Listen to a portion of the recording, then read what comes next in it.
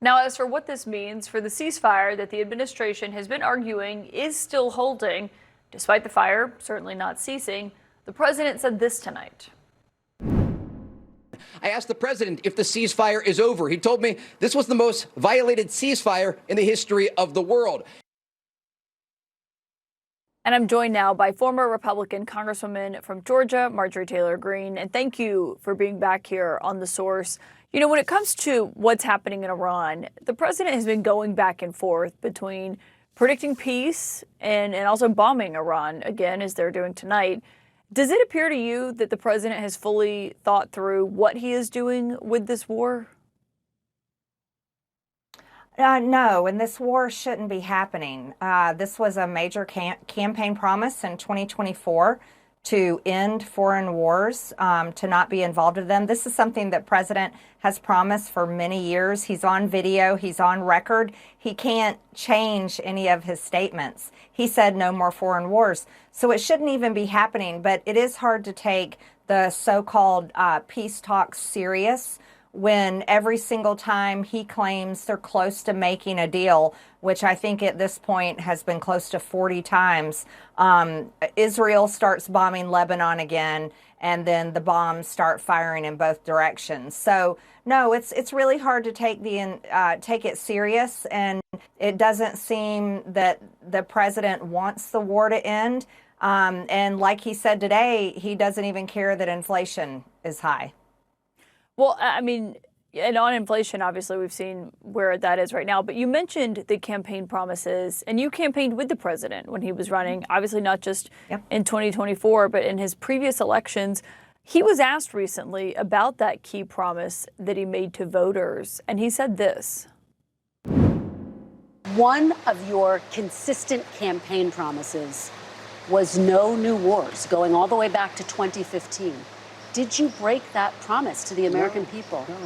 I had to stop a country, very powerful, very dangerous country, from having a nuclear weapon because they'd use it. What changed? Because you insisted no new wars. First of all, I didn't guarantee no war. Why would I have built the strongest military in the world? I built our military.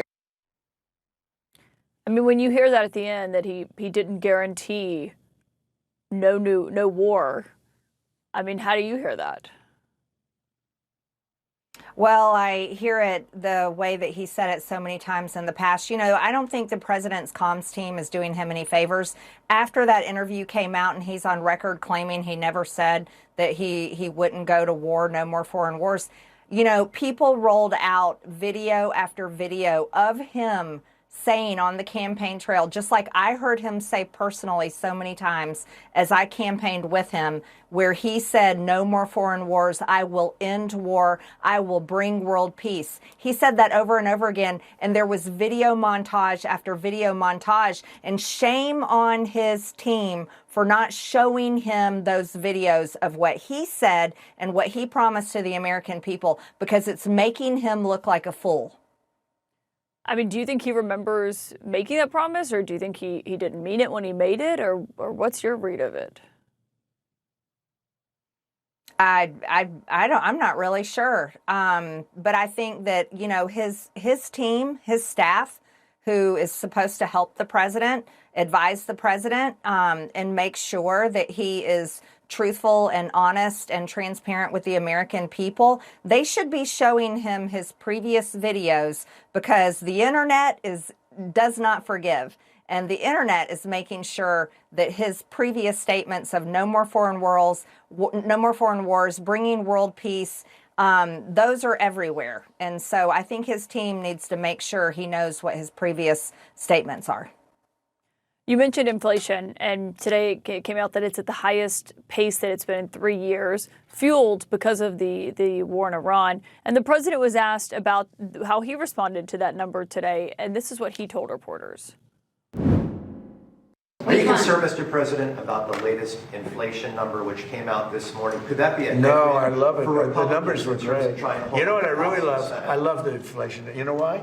Because as soon as this war is over, you know, I can say it now. Something you didn't know. Do you know we've been taking out millions of barrels of oil? Nobody knows it. You know who doesn't know about it? Iran until right now. Were you surprised to hear him say that he loves inflation? Yeah, I found that shocking. You know, I remember during the Biden administration, that was one of the biggest issues that MAGA, all of us, would scream at the top of our lungs about, and we called it Biden inflation. And the president campaigned against Joe Biden because of the inflation that happened while the Democrats were in control back in 2022, 2023. But hear the president say today that he loves inflation is absolutely outrageous. And that's a punch in the gut to every single American that is struggling to pay their bills, struggling to pay grocery prices, and struggling to basically keep up while their credit card debt is mounting and mounting. You know, it's pretty hard to take from a billionaire president when he says he loves inflation brought on the American people because of a war that he decided to pursue. And, you know, that one's going to come back and bite him. He basically just handed the Democrats a great big campaign ad for the 2026 midterms. There's also a new report out today, an extensive report that's in the New York Times, and it's based on Maggie Haberman and Jonathan Swan's upcoming new book that's about to be published called Regime Change. And they write in this new report today about how the release of the Epstein files, debating over how to handle Jeffrey Epstein, basically paralyzed the White House. And there were meetings in the Situation Room even where obviously, you know, of the utmost national security concern, meetings pertaining to that happened. When you read that and you hear that the president's team, the vice president, the chief of staff, everyone's meeting inside the sit room about Jeffrey Epstein, what does it tell you about how they viewed that story? Well, unfortunately, that's not new news to me. Unfortunately, that was something that I lived through. I watched the Speaker of the House shut down the government and keep the House completely out of session for 8 weeks in the fall of 2025, simply because he was under orders of the president and his team not to do anything in the House of Representatives because they were doing everything they could do to stop that resolution from passing the House. The same resolution that I signed the discharge petition to force to a vote on the floor.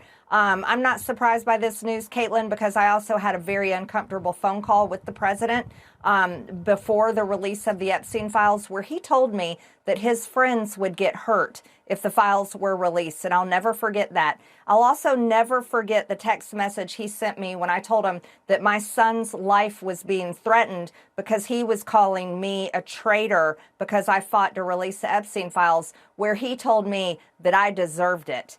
And so this doesn't shock me that his team was paralyzed. But I tell you what it is. It's absolutely ridiculous and unforgivable. We're talking about pedophiles and rapists of the elite class of people that never get held accountable for anything. So if they were paralyzed and scared and didn't know what to do about releasing the Epstein files, these people are absolutely absurd. They don't deserve the American people's trust. As a matter of fact, we should consider them as they should be considered traitors. They're traitors. The ones that refuse to release the Epstein files want to cover up for pedophiles and rapists and all sorts of disgusting things in these files. Those are the traitors to the American people, and they should be ashamed of themselves. I mean, this report basically says it was the president who didn't want anything released. Are you saying that applies to the president himself? I'm saying exactly that. He told me on the phone that his friends would get hurt, and that's why he's against releasing the Epstein files. And I think we've seen a lot of that dribble out. So yeah, it all matches. It completely adds up, from the phone call that I had with the president to this report that is coming out. It all lines up. I mean, it's pretty remarkable to hear you say that you think the president is a traitor. What is remarkable to me is that this administration, people that we voted for, demanding transparency, the man that campaigned all over the country claiming that he would be the one to drain the swamp, is the very man that fought to keep the Epstein files from being released. And then he in turn called me the traitor because I fought to release the Epstein files. You know, many people have turned and said, oh, she's a Democrat now. I'm not a Democrat. Nothing changed about my views. I'm unapologetically America First. As a matter of fact, I've taken off the Tea Party jerseys. I don't want anything to do with any of them. I'm straight down the line, strictly for the American people. But it's been shocking to people, many people that voted for Donald Trump, many people that voted Republican, that they would actually follow through to try to cover up the Epstein files. And that's the part that everyone just can't even understand. And when you read this report, it says that the vice president suggested having Tucker Carlson interview Ghislaine Maxwell to have her clear the president's name publicly. Do you think that would have been helpful had that gone forth? Well, Tucker didn't interview Ghislaine Maxwell, did he? So, yeah, the fact that that didn't happen should speak volumes for Tucker Carlson. And it also shows the lengths they were willing to go to try to find someone trustworthy to the American people to try to extend this cover-up. And the American people just aren't buying it. This has been the top issue ever since it started. It should have never been a fight. It should have been the easiest thing to happen. And I'll point something else out. No one has been held accountable for the Epstein files. Nobody. In other countries, there's people that have been arrested, people that have been forced to step down. Here in America, we haven't seen any justice for the victims. And that's because look who's in charge. They're not being prosecuted. They're not being held accountable. And I think that comes from the top. I mean, it ended up being Todd Blanche who interviewed Ghislaine Maxwell. She was subsequently moved to a lower security prison. He's now been named as the Attorney General. If you were in the Senate, would you vote to confirm him based on this? Well, you know, he's the acting Attorney General, and the fact that she was moved, Ghislaine Maxwell, just to be specific, was moved to a minimum or a lesser secure prison, a more comfortable prison. That was something that I remember the Epstein victims saying upset them greatly, because they said that she was responsible for a lot of the crimes committed against them. So they were appalled by that. But I'm not in the Senate. I don't get to make that vote. You mentioned the discharge petition, the reason that these Epstein files did get released, and it's only because of the efforts of a few of you on Capitol Hill who initially led this.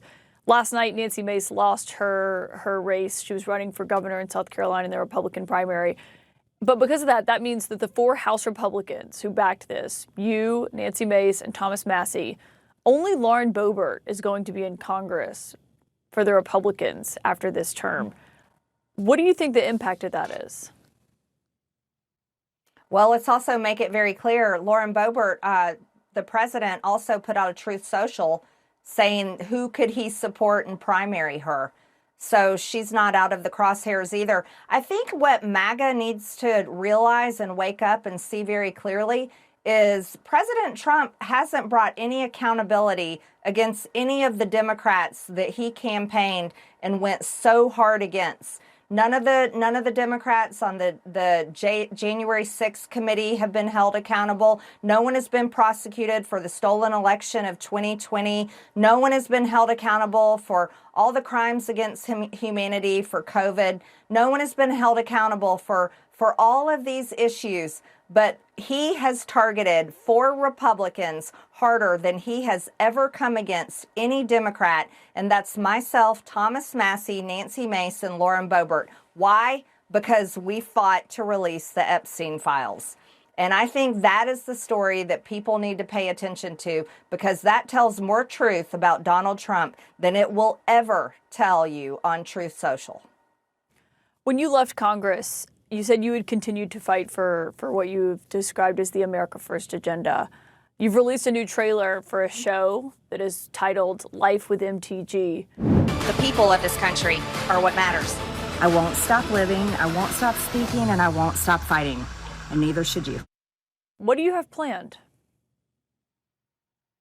Well, I'm very excited to roll out this series. It's going to show everything from how I live my life. I'm very transparent about that. And it's going to be all types of things, but I'm also going to continue to speak openly, truthfully, and passionately about the issues that matter most to Americans. And this is the direction that our country needs to go in. We have a future ahead of us, and the older generations do not need to be in charge of it, because the way they have voted for foreign wars. They have put all of us, the younger generations, in debt to nearly $40 trillion.